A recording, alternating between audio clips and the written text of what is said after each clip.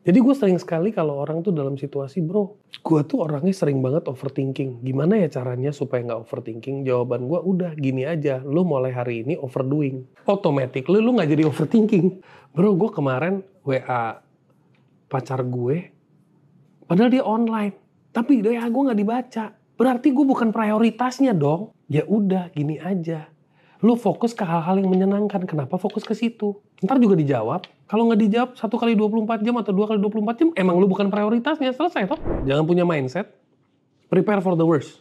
Berarti tiap kali bikin business campaign, bikin ini terburuknya segini kan? Oke, berarti gue ngukur resiko terburuknya gue sanggup nggak? Gue nggak mau lihat yang terburuk guys. Gue mau lihat skenario terbaik. Apa yang akan kita lakukan untuk mencapai skenario terbaik ini? Berarti kita punya full intention, energy, fokus, di drive untuk masuk ke skenario terbaik. Nah kalau kita masuk ke skenario terbaik tidak tercapai, kita punya second statement. If I don't win, I learn. Kalau lo lagi down, ya udah, lo stay, calm down, fokus ke dalam. Apa yang membuat gue di posisi gue sekarang? Jangan oh karena gue ditipu, karena ya jangan. Coba di refleksnya tuh jangan karena ini faktor eksternal, pinggirin dulu. Tapi fokus ke faktor internal. Menurut lu kenapa orang kerja udah ngoyo tapi rezekinya masih seret? Mental block apa sih yang biasa mereka punya? Oke.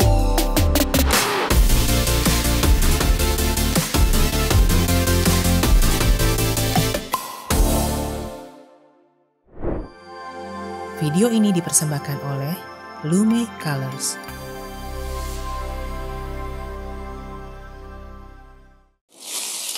Hai semua, kembali lagi jumpa dengan Christina Lee. Dan di samping gue ada orang yang selama ini selalu bisa dibilang ada di hidup gue. Dan pernah gue interview 5 tahun lalu, sampai 2 juta view. Kita sambut aja Bro Sunil Tolani. Thank you Chris. Jadi gue mungkin bisa bilang nih ya, kalau ada orang misalnya nanya, lu bisa kenal Sunil gimana sih? Menurut lu Sunil orang kayak gimana? Gue selalu bilang ya, adalah 2 kali, 3 kali kesempatan. Lu adalah salah satu orang yang gue grateful gue bisa ketemu sih in my life. Thank you Chris. I'm also grateful. I'm so grateful to have you being part of my life. Dan ya gue bener-bener looking up to you sih sebelum gue kenal dengan ya ada another guru-guru yang lain gitu ya. Dan setiap kali gue lagi down, setiap kali apa, dan somehow lu connect aja gitu. Lu ingat gak sih lu pernah tahu kontak gue cuma nanya how are you kayak gini-gini. Dan itu selalu momennya ngepas pas gue emang lagi kayak butuh apa gitu. Butuh disentil ya. Butuh disentil ya. Oke, Bro Sunil. Lu sendiri gimana kabar lu 5 tahun terakhir? Amazing. Another roller coaster ride, tapi yang kali ini roller coasternya amazing. Oh ya? Amazing. Boleh ceritain nggak ngapain aja tuh? Dari gue terakhir di interview sama lu, itu gue yang tadinya punya planning mau gimana-gimana sama Caliber Works, berubah total. Iya kan terakhir kan lu di Caliber Works kan? Iya. Terus? Jadi mendadak gue di fase itu, and I think semuanya blessing in disguise loh. Jadi saat itu gue kayak kepikiran gue pengen main the bigger game. Tapi kayak Tuhan ngajarin gue, Tuhan ngarahin gue, lu kalau mau main the bigger game, lu belajar dulu being in the big ship. Akhirnya gue dikontak temen gue, dia lagi mau IPO, dia udah corporate, dan pada saat itu dia bilang, Nil gue butuh orang yang bisa bantuin gue di IT. Dan gue ngobrol sama stakeholder di Caliber Works, gue dapat kesempatan nih, gimana kalau gue take the spot. Gue dari CEO gue jadi komisaris dulu deh, gue pindah gitu kan. Tapi Caliber Works-nya masih ada? Masih ada. Okay, dan terus dia orang bilang ya udah, ini juga satu opportunity yang bagus. Maksudnya opportunity kan kita semua tuh punya belief tuh we all have to grow some way or the other. Tapi gue pengen tahu gamenya Big Boys tuh gimana sih? Nah akhirnya gue ambil kesempatan itu pas akhir 2019 gue masuk ke corporate. Dan gue yang tadinya lebih ke CEO of a tech company, gue dijadiin CTO. It's a big shift lagi, karena CTO, kebanyakan orang mikir CTO tuh harus highly technical savvy. Sedangkan gue nggak highly technical savvy, tapi I know technicalities. Di situ gue mendapatkan opportunity untuk bangun kayak sistem, namanya ERP. Tapi benar-benar custom sesuai kebutuhan company-nya, karena perusahaannya berhubungan sama telekomunikasi, distribusi. So I got a chance to build like a startup, exactly like a startup. Hiring team, building blueprint, building system, implementing system. Product market fit-nya adalah tim ada 3.000 employee. Jadi ya customer-nya ya 3.000 employee itu yang bakal pakai. Dan pada saat itu juga waktu gue ditarik juga gue bilang kasih gue waktu 3 bulan. I will study first. If I can take up the responsibility, I will go all in. But otherwise, don't waste your money and don't waste my time. Itu prinsip gue. Oke. Ya udah dari situ jalan. Pandemic. Pandemic, so it's another challenge. Gimana lu tetap bangun sistem tapi dengan remote working. Itu another culture kan. Yeah. Sedangkan di Indonesia itu it was global basically. Everything was shut down. So another challenge. Gue belajar lagi gimana. Gue baca buku to rework. Gue belajar about deep focus. Gue belajar. Terus gue belajar how to be a CTO. Gue ambil tuh course-nya. Sampai gue refresh diri gue dulu. Dan gue sebenarnya nge-challenge diri gue. Can I build a great product? Can I build a great product with 2 factors? Time effectiveness and cost efficiency. Jadi gue kasih timeline. Gue bilang gue butuh waktu 15 bulan. Tapi gue selesai dalam 8 bulan. Gue butuh budget sekian. Gue selesai dalam 70% dari budget. Jadi it was delivered and implemented well. Dan itu buat gue pribadi was an achievement. Jadi I challenge myself, can I do it? That's the process. Then I was writing. In that process juga gue lagi nulis buku. My first book. Yang buku Gue Ogah Ribet. Gue Ogah Ribet. Iya. Gila. Lu produktif banget ya pas pandemik ya? Oh, itu year yang sangat produktif. Gila sih kalau gue mundur ke belakang, gue kadang-kadang mikir how did I have all this energy and power? Maybe because I was in the creators mode. Creation mode. Gue Ogah Ribet itu apa yang waktu itu melatari lu bikin buku itu sih? Actually, terus judulnya lucu banget lagi. Actually tadinya bukunya bukan Gue Ogah Ribet. Gue lupa judul pertamanya tuh formula NLP yang bisa merubah Anda 20. Pokoknya judulnya ribet. Iya. Justru tapi yang men-trigger gue sebenarnya gue lagi nulis buku. Dan publisher Aksoro call me. Bro, kita kayaknya minat bikin buku gara-gara YouTube lo. Oh, YouTube yang pertama gue. interview. Oke. Terus gue bilang, ini disuruh tulis kan sebenarnya ya udah deh, gue memang lagi nulis buku sebenarnya. Tapi memang waktu gue nulis buku itu angle-nya lebih ke gue kan banyak downfall-nya in the past. Apa yang melatar belakangi keputusan-keputusan gue? Gue pengen nulis buku tentang what made me make those decisions. Nah pas dia orang trigger gue, ayo bang kita pengen release your book gitu. Jadi kayak ada yang support kan, ada yang support. Akhirnya gue tambah getol gitu kan. Ya udah nulis. Title-nya Gue Ogah Ribet. Di situ half part of the book tentang journey, half part menceritakan why this decision was made. Jadi satu sisi story, satu sisi mentoring. So it was, and actually buku itu gue buat sebenarnya salah satunya adalah gue pengen bikin bokap gue bangga sih. Jadi anak lo mungkin nggak highly educated, tapi gue dulu driven untuk bikin dia, ngebuktiin ke dia gitu. Anak lo nggak highly educated, tapi bisa jadi dosen kuliah umum di top 10 university Indonesia. Gue nulis buku gitu, dan memang deep down kayak jadi author keren ya, punya title author tuh keren. Cuman ya situation was different. By the time bukunya udah mau rampung, he passed away. Jadi gue kayak, aduh, padahal gue pengen launching bukunya tuh di birthday-nya dia, tapi he passed away 2 months before of his birthday. So situationnya was like, ya udah, okay, I will. Tapi gue nggak give in. Justru waktu dia meninggal, gue bilang I have another chance to do something to honor him. Apa ya? Nah, saat itu gue memang udah dari 6 bulan sebelumnya udah beride-ide ria.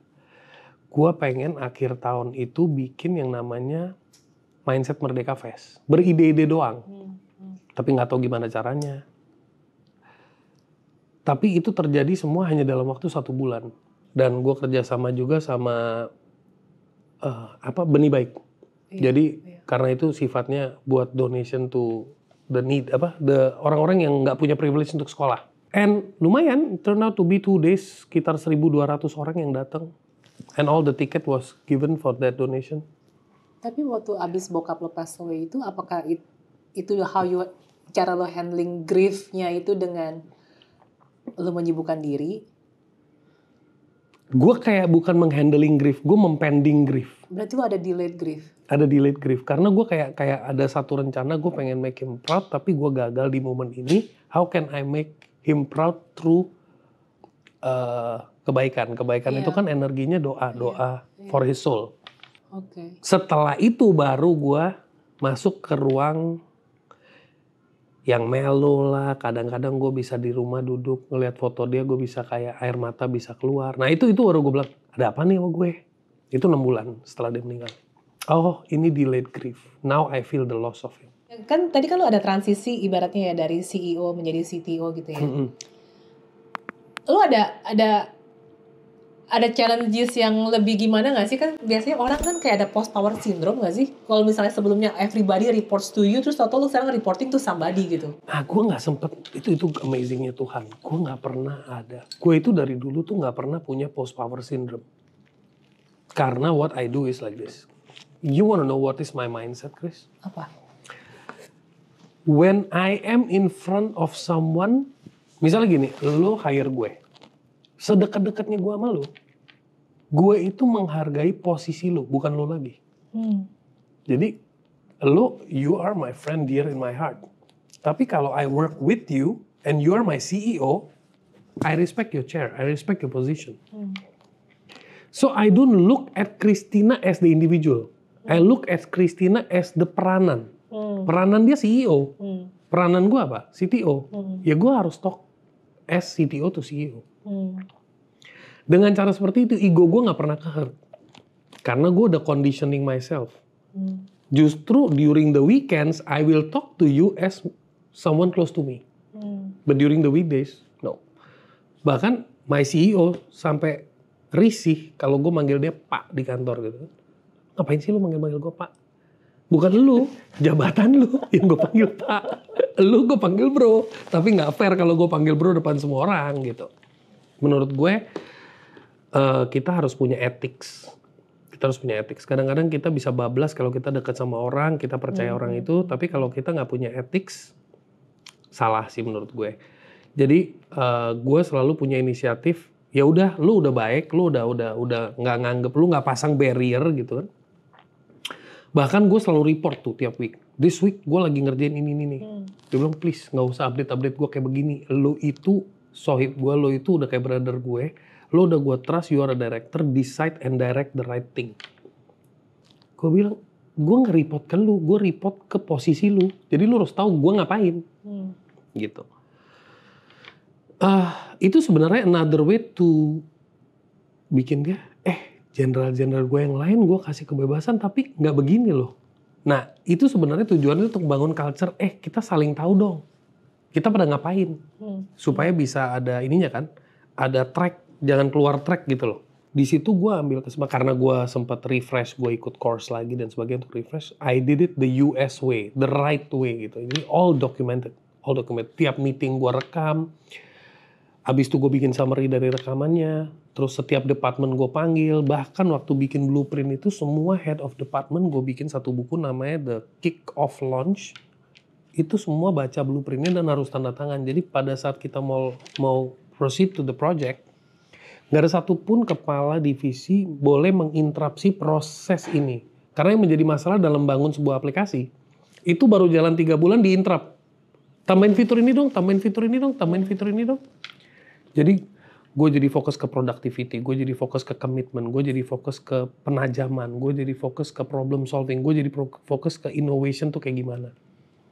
Jadi yang gue bangun di dalam tim itu ada 4 critical individu. 1 adalah system analyst, 2 database specialist, 3 security specialist, 4 coding manual. Jadi dia yang ngerti coding dan bisa bikin manual. Nah ini 4 orang adalah orang yang berdiri selalu di samping gue dan ada 1 senior programmer. 5 orang. Sisanya semuanya tuh plug and play semua.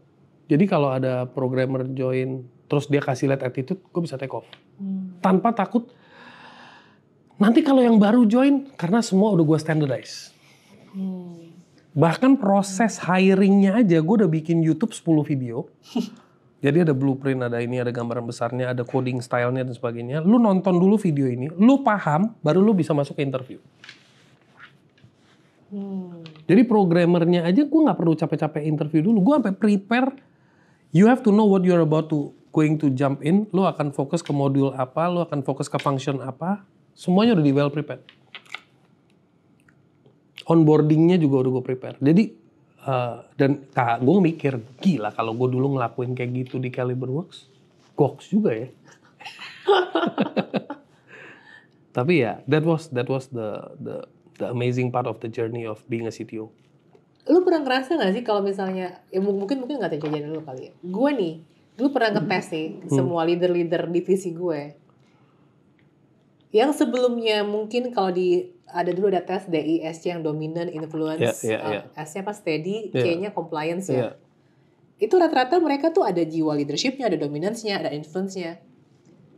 Terus udah begitu selang setahun, misalnya tes ulang, hampir rata-rata tuh compliance. Nah dari situ kan gue bertanya-tanya Kak, apakah gue ini sebagai leader tuh yang terlalu bawel, bacot. Akhirnya kayak, udahlah, gue ngikutin kata si Ci Christina aja deh daripada gue revisi melulu. Sehingga jadi masuknya tuh ke ranah yang main tuh pada main-main aman semua gitu. Good. Bingung kan lu ngomong good. Lanjut. Iya. Bahkan kayak misalnya di tim kreatif gitu kan. Tim kreatif misalnya bikin let's say iklan atau poster untuk IG feed atau segala macam Instagram feed.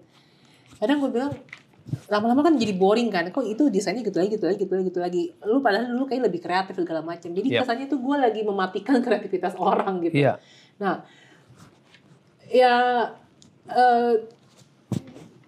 itu cara menghadapinya gimana gitu. Maksud gue ketika gue langkah lu udah bagus, langkah lu udah bagus. Yang perlu diperbaiki itu adalah gini. Sekarang anggap aja gue menurut gue ini very good question. Thank you for sharing me and thank you for asking. Gue percaya kita sebagai leaders, kita sebagai visionaries, kita punya vision. Gue pengen company gue begini, standarnya begini, quality of editingnya harus begini, creativity angle-nya harus begini dan sebagainya, management style harus begini. When you hire people and you know they have potential to be leaders, they have potential to be decision makers, they have potential to be crazy creators. But first you teach them to be compliance. Itu bagus. Artinya you are teaching them some standards. Sekarang your chance to pick the people to push. Ini orang kayaknya bisa jadi leader. Lu dorong dia untuk ambil bigger decisions. Bigger decisions. Yang kreatif lu dorong. Come out from your comfort zone. Lu bisa. Karena dia udah punya standardnya. Sekarang dari standar itu dia mulai create. Kalau dulu lo hajar, lo kasih freedom, mungkin bakal begini. Kalau sekarang, gua tahu nih, Ci Christina nih demennya yang kayak begini. Tapi kalau gua mau coba keluar dari comfort zone, dia punya argumen yang kuat. Karena dia udah tahu lo demennya apa. Kalau dulu dia hajar, kagak nyambung sama lo bahasanya. Iya sih. Oke.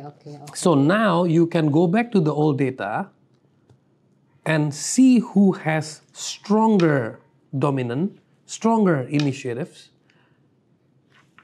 Select them, make a few people and tell them now you are given the freedom to explore for the next 6 months.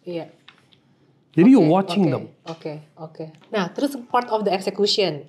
Sekarang anggaplah lu udah bikin SOP nih. Kadang tuh yang sering kali terjadi, bahkan kalau misalnya gue lagi ngisi seminar gitu ya, kalau lagi break gitu kan, ada aja tuh yang tanya ke gue, Ci, gue mah udah bikin SOP, bikin segala macam, tapi tuh eksekusinya selalu nggak kemonitor dengan baik lah. Atau misalnya kalau ada yang ikut seminar adalah siapanya gitu ya. Gue sih pas ngikut seminar lu ngerti, tapi begitu gue nyampe kantor, gue mau eksekusi tuh fire-nya beda. Nah ya itu, jadi selalu memiliki problem di eksekusi.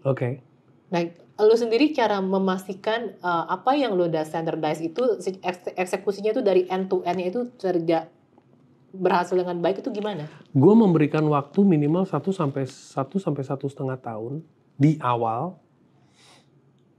untuk selalu updated on every single action yang mereka lakukan. Itu ribet, itu nyebelin, itu draining sometimes.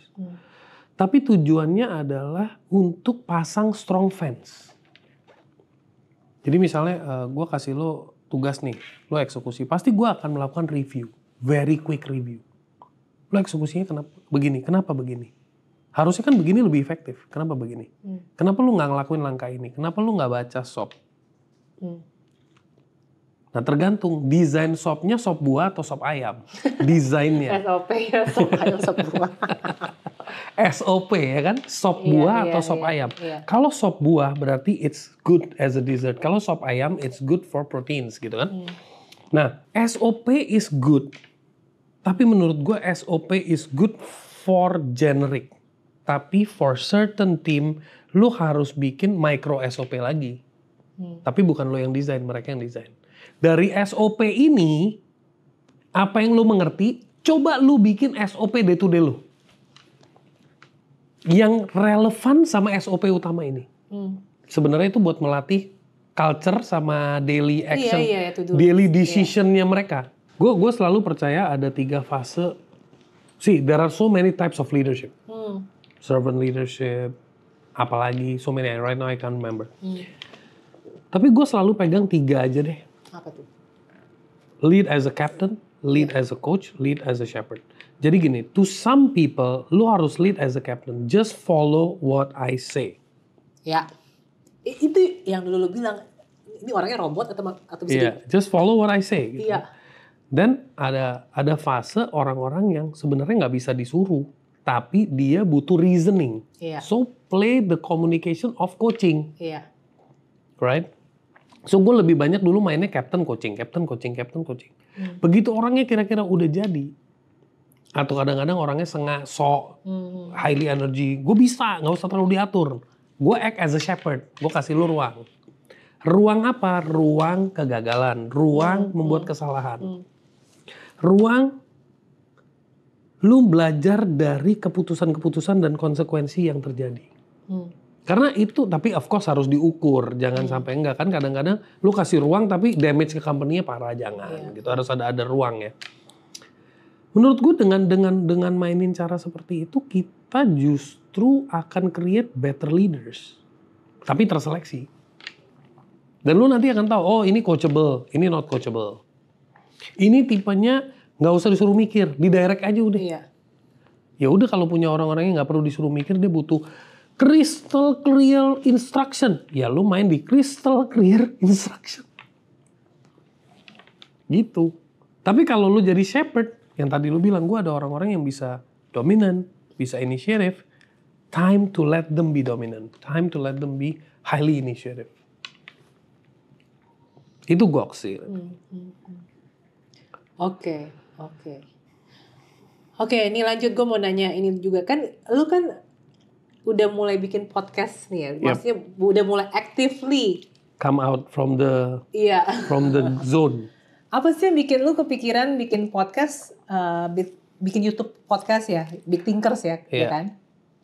Terus kenapa lu namanya Big Thinkers? Okay, I've always curious about the media industry. I've always been curious. Gue pengen explore. I initiated with my partner Wilson. I said, ayo let's do it yuk. Gitu. Dia juga pertamanya skeptis gitu kan. Gue let's do it aja dulu. Udah anggap aja let's just do it. For me, gue juga lagi pengen reconnect with so many people, including yourself. Kedua, gue melihat gue kayak punya satu drive gitu ya. Like how do people create big profit, big impact, meaningful impact if they don't think big. They don't do big things. Nah, itu yang mendorong gue make a podcast Big Thinkers. Dimana gue pengen undang people who have crazy minds, big dreams, big ideation. Tapi you work on it, you believe on it. Either outputnya kan either big impact atau big profits.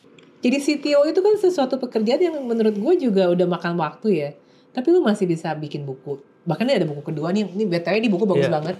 Udah gini aja. Thank you banget udah sempet kasih gue waktu ini udah dari 2 minggu lalu gue baca dan ini bagus banget. Nanti kita bakal bahas nih. Bikin buku, terus podcast, terus kerjaan lo sebagai CTO dan lain-lain. Gue pengen tahu seorang Sunil dari bangun tidur sampai tidur lagi itu day to day-nya secara daily sama secara weekly itu ngapain aja sih? Daily aja ya. Weekly kayaknya random soalnya. Oke. Kalau daily itu yang pasti in the morning I wake up, I spend quality time with God. Oh, oke. With myself. Oke. Jam berapa bangun? 6 o'clock. Sunil, yang dulu udah beda ya. Lu morning person banget sekarang jam 6 pagi bangun. 6:30 because I give time to myself, then I drop my kids to school. Gue pengen ada quality time sama my kids, so gue take them out to school. Di situ gue bisa converse sama mereka. And pulang, gue biasanya ada team meeting. Pagi-pagi tuh gue ada team meeting. Jadi gue karena sekarang udah di fase yang tim gue udah well established. Jadi gue ada kayak daily stand up, we call that stand up meeting lah. It's not more than 20-30 minutes. Dimana pokoknya gue cuman pengen tahu hari ini apa yang lu mau kerjain dan apa yang sudah dikerjakan kemarin. Udah itu doang. Nggak pengen tahu yang gede-gedenya. Simple aja itu. Udah. Habis itu gue get ready. Dalam proses get ready, gue give time to my wife, my mom. Gue ngobrol sebentar, quick talk, get ready, and then go to office. Nah, pas go to office, gue udah plan, biasanya seminggu 3 kali gue shoot.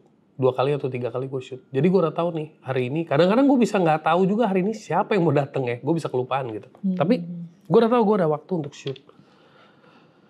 Ya karena gue lagi di fase lagi bangun media as a media business, ya gue sambil belajar juga. Jadi gue ada momen di mana gue urusin pekerjaan Big Thinkers juga, urusin team building juga. Bahkan gue juga sekarang lagi mapping talents yang ada di kantor dan sebagainya. By the time gue beresin di sana di kantor juga masih ngurusin IT job, terus selain itu juga karena it's a corporate dan karena gue posisinya not only as a CTO tapi karena kedekatan gue sama founders ya sometimes kalau ada idea bisnis baru atau division lain atau ada problem di division lain, they call me and they talk and gue contribute dari sisi strategic.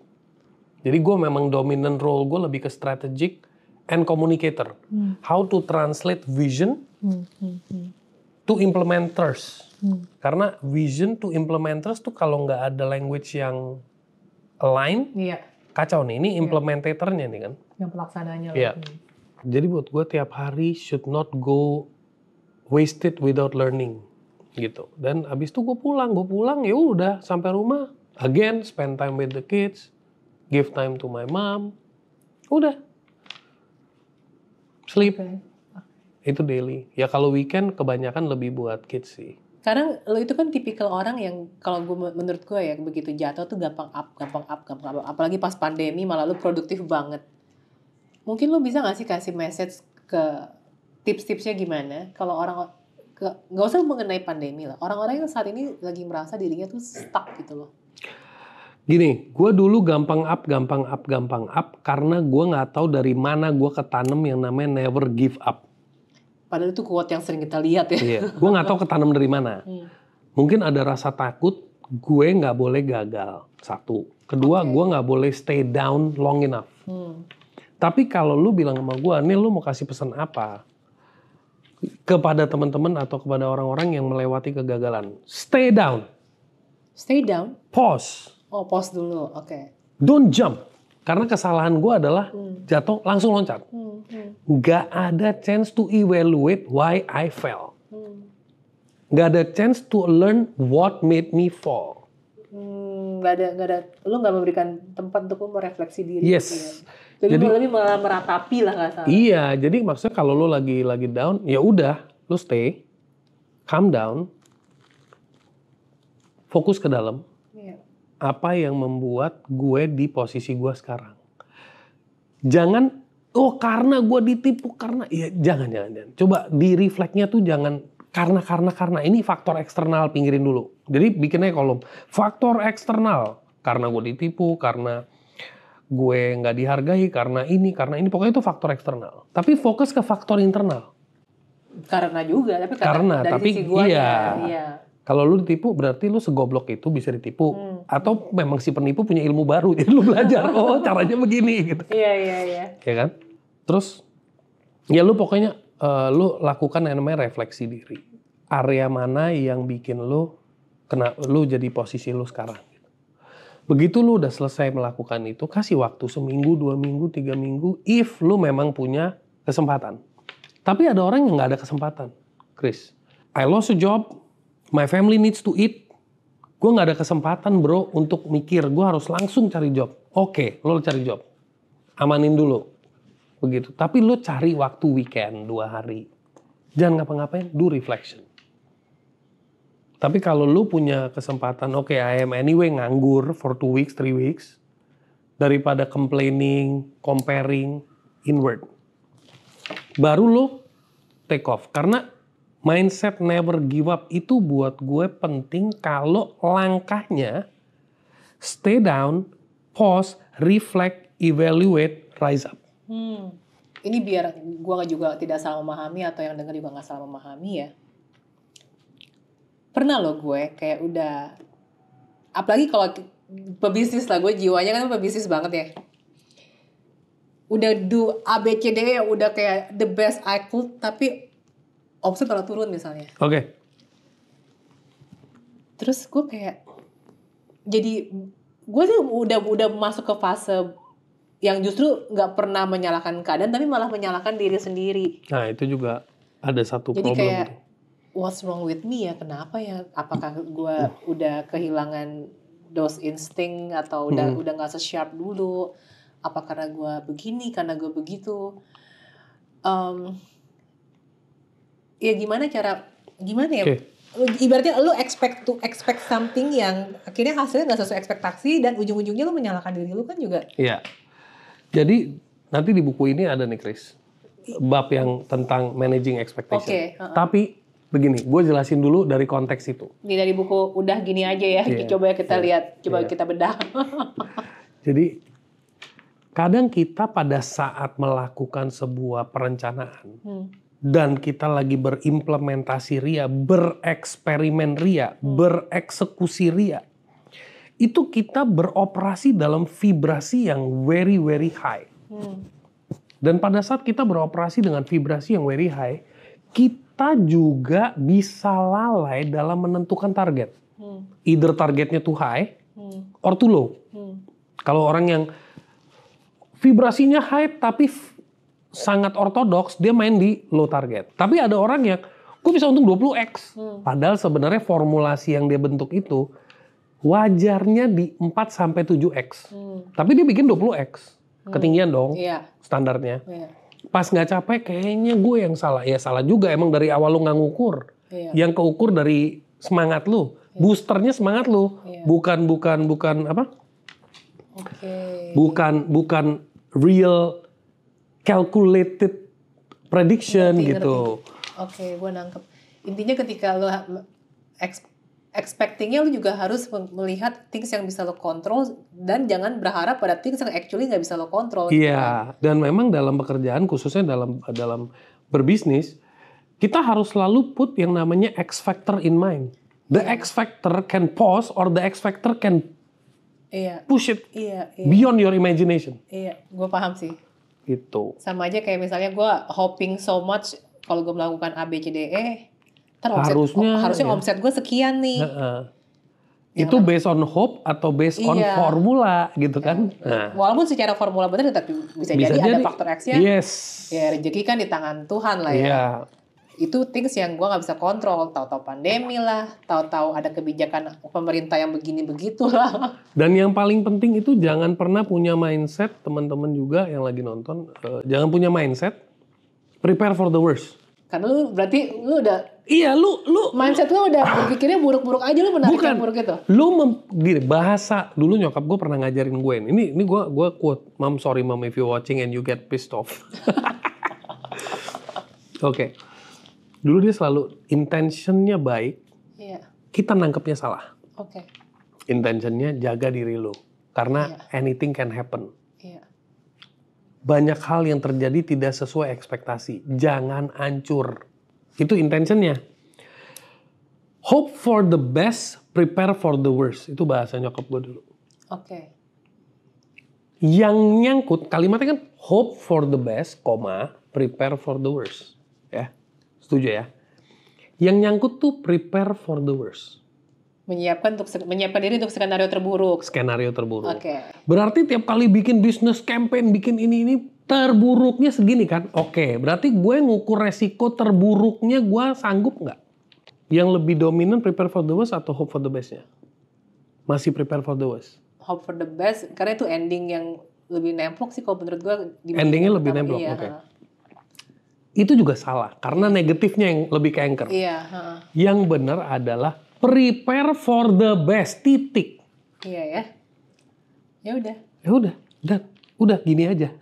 Udah gini aja. Iya, kenapa lu BTW ngasih nama bukunya udah gini aja sih? Iya, biar nggak ribet. Jadi pokoknya teman-teman jangan sampai kejebak sama kita ini lagi bikin rencana. Jadi gini Pak, skenario terburuknya, gue nggak mau lihat yang terburuk guys, gue mau lihat skenario terbaik. Apa yang akan kita lakukan untuk mencapai skenario terbaik ini? Berarti kita punya full intention, energy, fokus, di drive untuk masuk ke skenario terbaik. Nah kalau kita masuk ke skenario terbaik tidak tercapai, kita punya second statement. Apa tuh? If I don't win, I learn. Wes. Sometimes you win, sometimes you learn. Exactly. Tapi you lagi di track of the best, bukan track of the worst. The worst kalau nggak ngapa-ngapain juga ada the worst. Iya. Bener kan? Itu relate dengan hal yang pernah gue pelajarin ya. Jadi ya, kayak waktu itu pernah ada juga yang nanya ke gue. Ya karena gue juga ngerti law of attraction juga lah, pernah belajar. Kita berdua ngerti lah ya. Benar. Mau jual rumah kok nggak laku-laku. Ya, lu udah harusnya prepare. Hope for the best dong. Iya. Karena anggaplah rumahnya udah laku dong. Lu sendiri udah mulai behavior lu udah prepare hope for the best atau prepare for the worst. Kalau udah hope for the best, kasarnya kalau dalam case-nya ini adalah ya lu udah nyari-nyari rumah yang lain belum? Kan kalau rumah lo laku kan lu mesti pindah rumah. Iya. Lu udah mulai actingnya kayak gitu ya? Udah mulai actingnya kayak gitu belum? Kalau lu sendiri kayak masih belum nyari rumah, nanti lu pindah kemana? Lu kan pikiran lu udah tanpa sadar berpikir rumah gua kan belum tentu laku. Iya. Dan itu menjadi challenge buat orang-orang kayak gua dulu, Chris, dan banyak orang yang terlalu highly logical. Karena dia harus lihat segala sesuatu spesifik. Gimana lu minta gue percaya rumah gue udah laku? Orang gue taruh pelang aja udah setahun gak laku-laku, bahkan gak ada yang mau nanyain, terus lu bilang anggap aja udah laku. Dari mana? Nah disitulah fungsi fake it till you make it. Nah itulah latihlah imajinasi, bacalah buku-buku fiksi, nonton film-film fiksi, imagine it, latih. Imagination aja itu perlu dilatih. Gak banyak orang punya waktu untuk lucu ya. Lu bisa bengong, tapi lu gak bisa imagine it. Bener gak? Kadang-kadang. Tapi kalau kita melatih imagination, apa yang terjadi itu adalah lu kayak mimpi itu sebenarnya bukan sesuatu yang scary kalau mimpi itu by design. Mimpi by design kan lu imagine. Coba lu elaborate deh. Misalnya lu dari pagi sampai malam lu ngebayangin, lu pokoknya otak lu cuman fokusnya lu akan bangun 101 Red Mansion. Right? Akan bangun kantor inilah gitu. Ya, pokoknya lu bangun. Sometimes in your sleep you can get ideas. Iya. Betul nggak? Berarti you are using your attention Bener. to attract ideas. Tapi kalau lu ngebayanginnya, rumah gue kejual, lu ngebayanginnya posisinya ada orang datang nanya, orang datang lagi nego depan rumah lagi lihat-lihat. Meskipun ada zone karena otak logik lu masuk, nggak mungkin lah nanti orangnya kayak kemahalan dia tinggal gitu. It's okay, itu namanya imagination yang nggak asik. Lu pilih lagi yang asik, lu terus. Karena lu sutradaranya. You are the architect of your life. Yes. Lu bikin buku ini aja berapa lama? The story behind this book apa sih? Dari yang tadinya gini, in the last 3 years, gue itu banyak sekali ketemu teman-teman atau orang-orang bahkan di tim di kantor dan sebagainya selalu kayak ngobrol sama gue. Dan bahkan kalau ada yang coaching sama gue atau mentoring juga ngobrol. Gue tuh udah kebiasaan selalu, gue tuh orangnya nggak sabaran mendengar. Karena gue udah kayak tahu nih ujungnya mau kemana. Itu ada kejelekan gue. So, kadang orang kalau ngomong belibet. Muter dulu, ya kan? Maksud gue udah tahu poin lo apa, tapi gue pengen dengar dari mulut lo nih, gitu kan? Atau dia sebenarnya juga kadang-kadang dalam posisi udah tahu jawabannya, cuman pengen denger gue sebagai validasi aja. Jadi gue sering sekali kalau orang tuh dalam situasi, bro, gue tuh orangnya sering banget overthinking. Gimana ya caranya supaya nggak overthinking? Jawaban gue udah gini aja, lo mulai hari ini overdoing, otomatis lo nggak jadi overthinking. Iya. Gitu. Bro, gue kemarin WA pacar gue, padahal dia online, tapi WA gue nggak dibaca. Berarti gue bukan prioritasnya dong. Ya udah, gini aja. Lu fokus ke hal-hal yang menyenangkan. Kenapa fokus ke situ? Ntar juga dijawab. Kalau nggak dijawab 1 kali 24 jam atau 2 kali 24 jam, emang lu bukan prioritasnya. Selesai toh. Maksudnya it's a hard truth but accepted. Gitu. Ya pokoknya buku ini dari keseringan gue ngomong udah gini aja, udah gini aja. Di sini ada chapter mengenai gimana cara kita menyikapi uang kalau nggak salah. Judulnya apa ya? Bentar gue cek. Money block, kerja ngoyo tapi rezeki seret. Menurut lu kenapa? Orang kerja udah ngoyo tapi rezekinya masih seret. Mental block apa sih yang biasa mereka punya? Oke. Di buku ini ada 10 skenario. Contekan. Ini pasti relate nih. Coba ya, gue bacain 1 skenario dulu. Oke. Lo kerja keras tiap hari, tapi selalu habis di tanggal tua. Iya. Pernah kan? Kenapa sih? Pernah kedengeran kan? Pernah kedengeran. Iya, orang-orang yang kayak begitu. Lu bangun tiap hari jam 5 pagi langsung ngurusin kerjaan. Kerjaan nggak kelar sampai malam, bahkan weekend lu masih sibuk ngejar deadline. Iya. Anehnya tiap akhir bulan rekening lu selalu bolong. Iya. Uang masuk cuma numpang lewat. Terus lu juga biasa ngomong, udahlah gajian juga cuma numpang lewat. Pernah dengar yang begitu kan? Lu ngerasa kayak hidup buat kerja tapi hasilnya 0 besar. Nah, ini skenario nyata. Tapi gimana kita nge-reframe skenario ini? Melihatnya gitu. Kerja keras tanpa mindset yang tepat tentang uang, bikin lo terjebak di lingkaran setan. Ada lo orang bekerja karena dia cuma tahu gue aman tiap bulan dapat gaji. Tapi dia nggak mikirin, I am wasting my time here. I have better talents. I can be valued di tempat lain lebih mahal. Tapi karena dia nggak yakin, dia nggak punya confidence sama talent dia jadi nggak mau mencoba find out tempat lain gitu. Nah akhirnya bikin dia terjebak di lingkaran setan. Kadang lu ngerasa harus kerja terus tanpa pernah berhenti untuk ngevaluasi cara lu ngatur keuangan. Oke. Actionnya apa? Di buku ini tuh ada actionnya juga. Luangin waktu buat evaluasi pengeluaran dan pemasukan lu. Coba bedain mana yang beneran kebutuhan dan mana yang sekedar keinginan. Ya kalau lu tiap hari tetap pesennya kopi gula aren misalnya gitu ya. Itu kan bukan keperluan ya. Keperluan kan beda sama keinginan. Gua butuh ngopi, ya udah lu pakai kopi sacetan jadi gitu kan. Coba bedain mana gitu kan. Nah, dari situ lu bisa perkuat. Jadi biasanya orang yang nyangkut di sini itu dia nyangkut di mindset survive. Tapi bukannya mental manusia itu emang bukan mostly kita terakhir tuh dengan mental surviving sih. Lah itu basicnya kan begitu. Iya. Basicnya adalah mental surviving. Tapi ada lagi mental imaginer kan. Ada lagi mental creation kan. prefrontal cortex, mammalian brain, reptilian brain. Reptilian itu lebih survive. Lah kalau lu beroperasi terus di survive berarti nggak ada beda antara lu sama kadal kan. Tapi kalau lu emotional terus, mammalian kan emotion. Berarti lu nggak ada beda. Lu bilang gua singa tuh emotional. Tapi gua human. Human itu can do the impossible possible. Pernah ngebayangin nggak seorang Elon Musk mikirin mau bikin roket? Enggak. Dia human kok. Okay. Dia nggak punya background, dia nggak punya engineers kayak NASA yang udah jalan berapa puluh tahun. BTW ini ada e-booknya nggak sih? Ada, justru yang gue tawarin itu sekarang e-booknya dulu. Oh gitu? Iya. Gue minta ya? Iya. Kalau gue minta.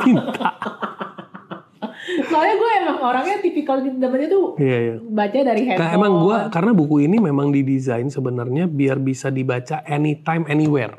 Oke. Nggak mungkin orang bawa-bawa buku fisik kan? Tapi kalau orang mau beli fisiknya ada? Fisiknya nanti pre-order. Oh, nanti gue pre-order. lagi siapin. Gue lagi siapin. Oke. Jadi gue lagi bikin yang limited edition. Nah ini juga ada yang interesting nih.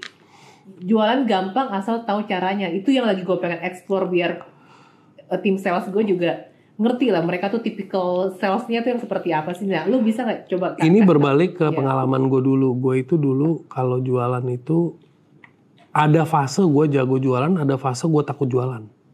Segitu. Iya. Terus ada fase gue itu dulu tipe orang yang ngebluffing.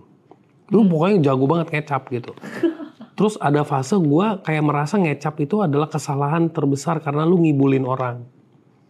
Jadi gue kalau mau jual sesuatu gue harus yakin dulu produknya itu punya dampak positif dan manfaat. Bukan asal ngecap, yang penting gue closing. Itu zaman dulu lah ya, zaman masih. Iya, jadi pas kita sadar tentang value-value itu kita jadi yang tadinya jago jualan kok jadi sulit. Iya. Ternyata setelah gue bedah diri gue dulu, gue menyadari bahwa tiap individu itu punya gaya jualan. Dan tiap produk atau jasa itu cocok sama gaya tertentu. Jadi ada 5 gaya yang perlu basically 5 gaya dulu deh lo harus tahu gitu. Misalnya ada consultative seller gitu. Konsultatif seller. Konsultatif seller. Nah, konsultatif seller itu tipenya orang yang gaya ngomongnya tuh kayak konsultan lah. konsultan. Nanya dulu masalahnya apa, terus Nah, baru kasih ini. betul. Nah, problemnya orang yang konsultatif seller ini, kalau dia kebanyakan bacot, dia udah kebanyakan kasih solusi, akhirnya nggak closing karena solusinya udah free. Semangat untuk menyelesaikan masalah ya.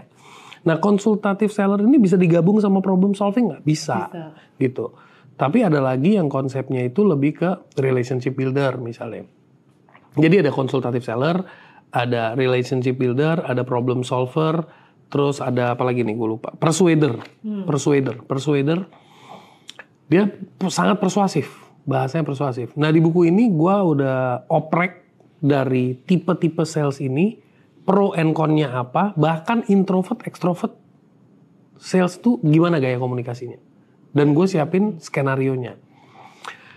Supaya orang jadi reflect ke diri sendiri, bukannya gue gak bisa jualan. Selama ini mungkin cara gue jualannya salah. Gue pribadinya konsultatif, tapi gue lagi menjual barang yang butuh problem solving. Atau gue punya produk itu cocoknya dengan persuasif.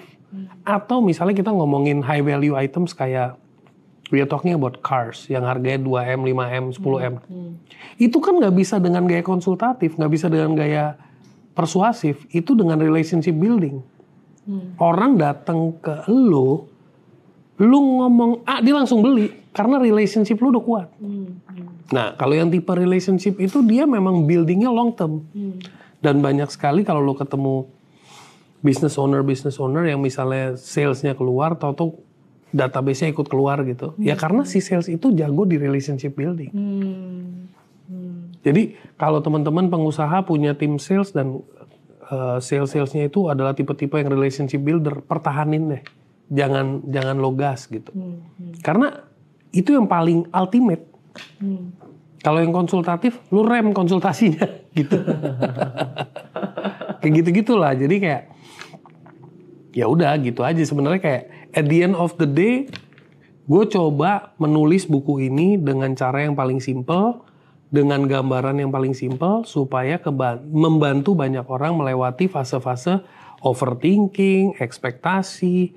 Lo bekerja di kantor, lo sekarang posisinya generalis, tahu-tahu lo merasa lo mulai ada keraguan, gue kayak nggak ada value karena lo nggak punya spesialis. Ya lo harus tahu kapan lo harus jadi generalis, kapan lo harus jadi spesialis, gitu. Dan kapan lo bisa combine ini dua. Kayak misalnya gue sangat spesialis di leadership, di marketing, ideation. Gue 3 ini. Tapi pada saat gue lagi di company, di saat gue harus handle beberapa, gue harus bisa generalis. Jadi soft skill gue bermain nih. Tapi begitu udah mainin di area 3 tadi dan communication, nah gue udah spesialis di situ. So ada area yang bisa dipakai, ada yang enggak juga. Nggak bisa lu pukul rata, gue generalis. No, generalis good. But at some point you have to be specialist also. At some point you're specialist tapi you have to be generalist also. Gitu. Oke. Kalau gue minta lu memberikan gue advice, lu akan kasih gue advice apa? Lu orangnya udah open, lu udah vulnerable. Vulnerable karena open for public lah ya. Iya. Tapi maksud gue lu itu orangnya udah asik sebenarnya. Tapi advice gue ke lu adalah it's okay to take bigger risk. It's okay to allow your team to make mistakes. And it's okay to go a little bit out of your comfort zone. It's okay. Itu advice gue. It's okay. Tapi kalau to you guys, my advice is merdekakan dirimu. Merdekakan dirimu artinya apa nih tante? Be authentic. Be authentic. Kalau gue kurang, ya gue kurang. Kalau gue jago, ya gue jago. Kalau gue perlu belajar, ya gue perlu belajar. Gak usah takut. Di dunia ini bakal banyak yang ngejudge lo. Tapi selama yang ngejudge, pokoknya gue prinsipnya gini. Kalau ada orang ngejudge lo dan orang itu di bawah lo gak usah merasa lo direndahin. Dan kalau orang yang ngejudge lo dia di atas lo, justru lo kalau bisa tanya sama dia apa yang membuat lo judge gue. Dan lo belajar. Jadi either way lo win. Gak usah ke bawah sama apa kata orang. Yang penting itu apa kata gue. Itu aja sih. Udah gini aja. Sederhana tapi powerful untuk merubah hidup lo. Thank you CL. Gila, keren banget.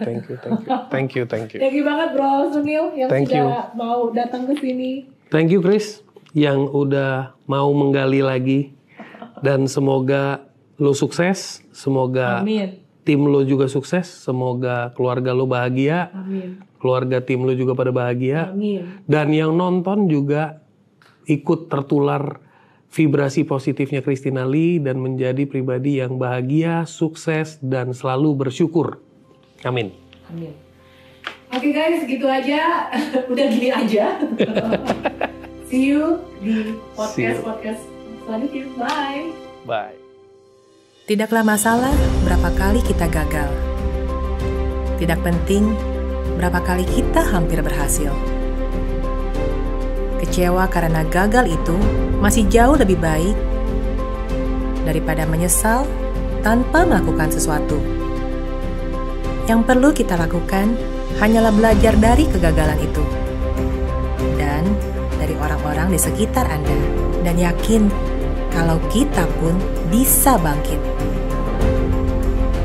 Janganlah takut dengan kegagalan, karena jalan menuju kesuksesan adalah dengan selalu mencoba setidaknya 1 kali lagi. Dan ketika kita mencapainya, semua yang tidak tahu kisahmu hanya bisa berkata betapa beruntungnya Anda.